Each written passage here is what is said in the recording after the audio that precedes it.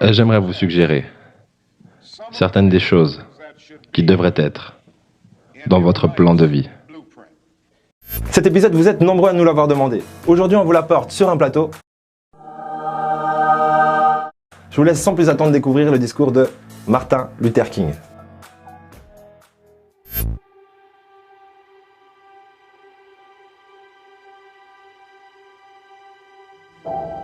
J'aimerais vous poser une question, à savoir,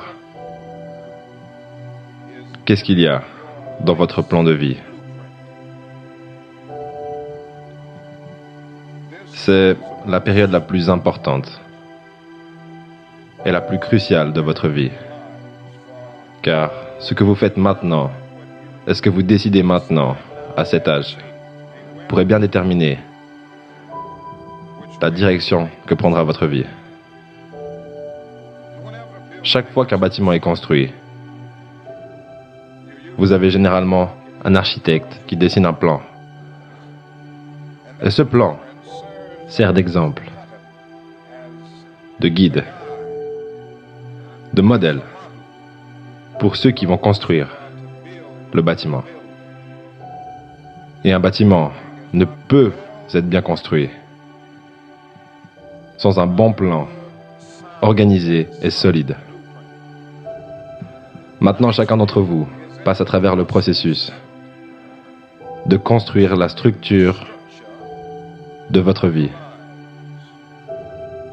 Et la question est de savoir si vous avez un plan détaillé, correct et solide. Et j'aimerais vous suggérer certaines des choses qui devraient être dans votre plan de vie. En numéro 1, dans votre plan de vie, il devrait y avoir une profonde conviction en votre propre dignité, votre propre valeur et votre propre quelque chose. Ne laissez personne vous faire sentir que vous n'êtes personne. Sentez toujours que vous comptez. Ayez toujours le sentiment que vous avez de la valeur. Et sentez toujours que votre vie a une signification ultime. Deuxièmement, dans votre plan de vie, vous devez avoir comme principe de base la détermination d'atteindre l'excellence dans vos différents domaines d'activité. Vous allez décider au fil des jours, au fil des années, de ce que vous allez faire dans la vie, de ce que sera votre travail. Et une fois que vous aurez découvert ce que c'est, décidez-vous à le faire et à bien le faire. Et je vous le dis, mes jeunes amis, que les portes sont en train de s'ouvrir pour chacun d'entre vous. Les portes d'opportunité qui s'ouvrent à vous et qui n'étaient pas ouvertes à vos mères et à vos pères. Et le grand défi qui vous attend est d'être prêt à entrer lorsque les portes s'ouvrent. Pour moi, les portes n'ont jamais été aussi grandes ouvertes. Bien sûr, Martin Luther King adresse son message à une autre période, à une autre génération, mais fondamentalement, ça matche parfaitement la période qu'on vit. Avec la mondialisation, avec Internet, tout le monde a les mêmes chances. Tout le monde a exactement les mêmes opportunités. On est d'accord, tout le monde n'a pas les mêmes privilèges. Mais qu'est-ce qu'on s'en fout? Sachant que les gens qui sont privilégiés sont peut-être privilégiés, mais n'ont pas un avantage pour autant, parce que d'être privilégié n'est pas un avantage en soi. Parce que lorsque vous ne l'êtes pas, vous êtes forcé d'être créatif, de penser en dehors de la boîte, de compenser le manque d'argent par votre temps et votre soif de connaissance.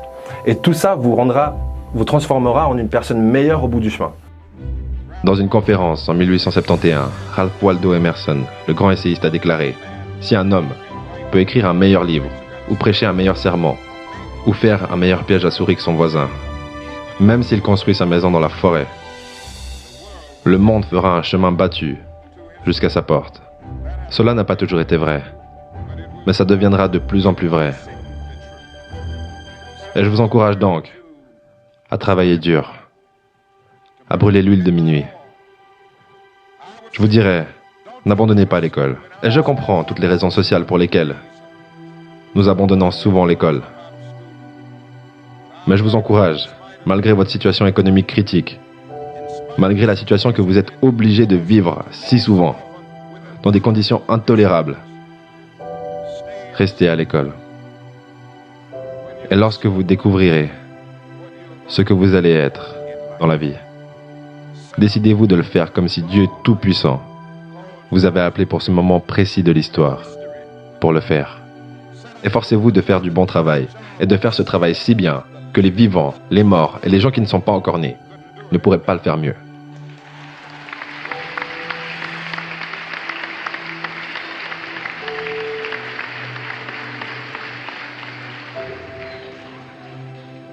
S'il vous incombe d'être un balayeur de rue, balayez les rues comme Michelangelo peignait des images. Balayez les rues comme Beethoven composait de la musique. Balayez les rues comme Leontine Price chantait devant le Metropolitan Opera. Balayez les rues comme Shakespeare écrit de la poésie. Balayez les rues si bien que tous les hôtes du ciel et de la terre devront faire une pause et dire « Ici vivait un grand balayeur qui balayait bien son travail ».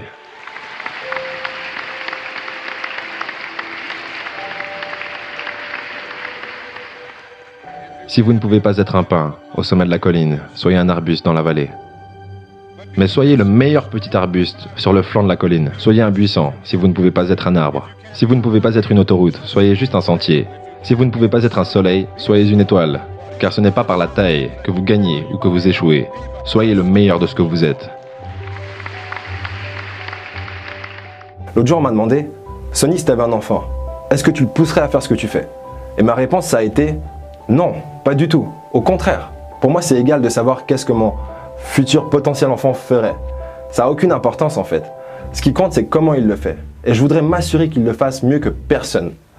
Parce que réellement, vous pouvez choisir n'importe quelle activité. Si vous êtes le meilleur dans le domaine, vous serez bien payé, vous aurez la reconnaissance dont vous avez besoin et vous aurez une qualité de vie bien meilleure. Du coup, pour moi, de savoir qu'est-ce qu'il fait, ça n'a pas d'importance. Je veux savoir comment il le fait.